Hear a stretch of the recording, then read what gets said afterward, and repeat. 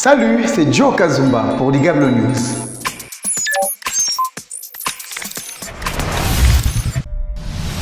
Nouvelle information, nouveau feuilleton, nouveau sujet. Nous débutons avec Jules Alinguete.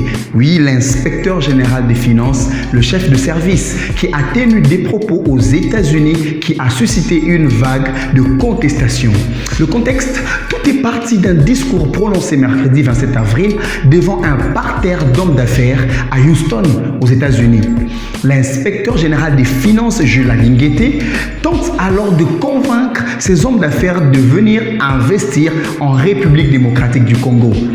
Dans ces cas, il a été contraint, il va pour se faire vanter la paix et la sécurité qui règne, selon lui, dans le pays. Avec des mots qui vont choquer la population. En voici donc l'extrait de son propos. Soyez-en rassurés, nous n'avons pas de guerre en RDC. Nous voyons la guerre à la télévision.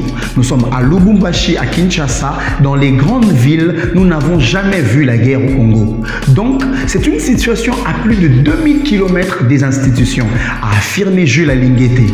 Ces propos n'ont pas été bien accueillis par une frange de la population ainsi qu'une classe des politiciens, mouvements citoyens et acteurs politiques. Il n'en fallait que des peu pour que le député national Jackson Ahoussé dépose une interpellation au bureau de l'Assemblée nationale. Et oui, Jules Alinguete sera interpellé pour une première fois depuis qu'il est aux commandes de l'IGF. Celui qu'on surnomme Alligator devra répondre face aux élus de la population.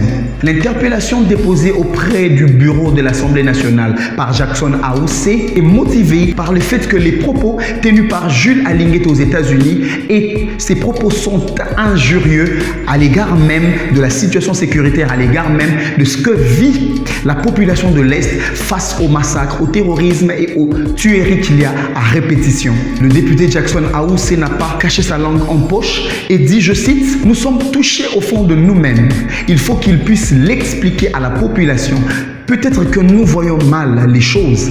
Peut-être que l'inspecteur voit d'une manière miraculeuse ce qui se passe. Nous avons besoin d'explications miraculeuses. Nous l'attendons à l'Assemblée nationale. » Fin de citation. Les personnalités politiques, les mouvements citoyens et même les partis ne sont pas tout à fait d'accord par les propos tenus par Jules Alinguete aux États-Unis. Voici donc une compilation de quelques tweets comme ça pour vous. Quelle insulte, quelle légèreté de langage au nom d'attirer les investisseurs qui ne viendront pas. Un déni inutile. Pourquoi son chef a-t-il instauré l'état de siège dans ce cas? S'est interrogé Seth Kikuni. Pour la Loucha, Jules Alinguete doit s'excuser et démissionner. Pour le mouvement citoyen Filimbi, ces propos graves tenus par Jules Alinguete aux États-Unis sont une insulte à la mémoire de nos compatriotes, principalement à l'Est, victimes des multiples conflits armés auxquels notre pays fait face depuis plusieurs années. Nous exigeons des excuses publiques, à défaut sa démission. Dans cette vague de contestation, il n'y a pas que ceux qui sont contre l'inspecteur général des finances. Tenez, Peter Kazadi, proche du président de la République, lui, vole au secours de l'inspecteur des finances.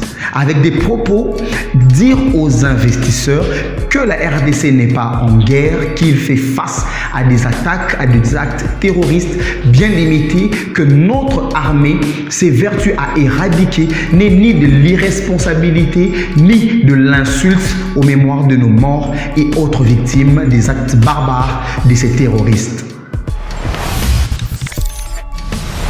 Abordons à présent ce sujet qui est devenu la pierre d'achoppement entre deux peuples, deux provinces qui, datant, vivaient avec une parfaite cohésion avant que la politique ne s'en mêle. Il s'agit bien des Kasaïens et Katangais.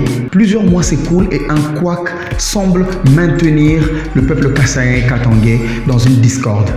Depuis un certain temps, les deux peuples congolais ne s'y accordent pas.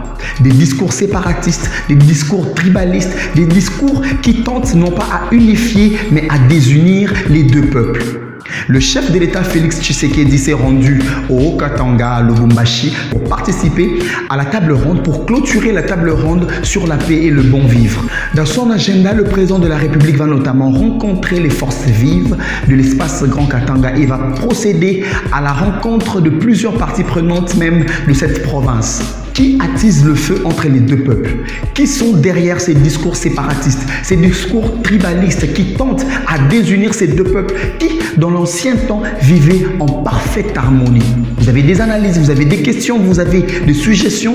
Vous pouvez nous le faire parvenir par nos médias sociaux Ligablo.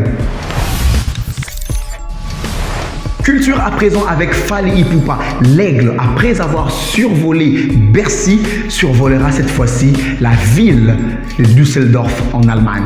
L'artiste musicien Fally Ipupa va se produire le 23 juin 2022 au Mitsubishi Electric, une salle d'une capacité de 7500 personnes, un record jamais égalé en RDC par un Congolais bien sûr.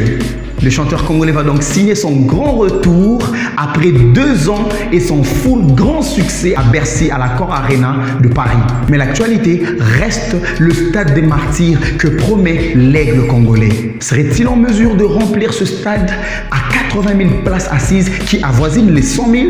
Pour ce, l'avenir nous en dira plus. Ça n'est donc fini pour ce numéro de Ligablo News. Quant à moi, je vous dis merci et à très bientôt. C'était Joe Kazumba pour Ligablo News.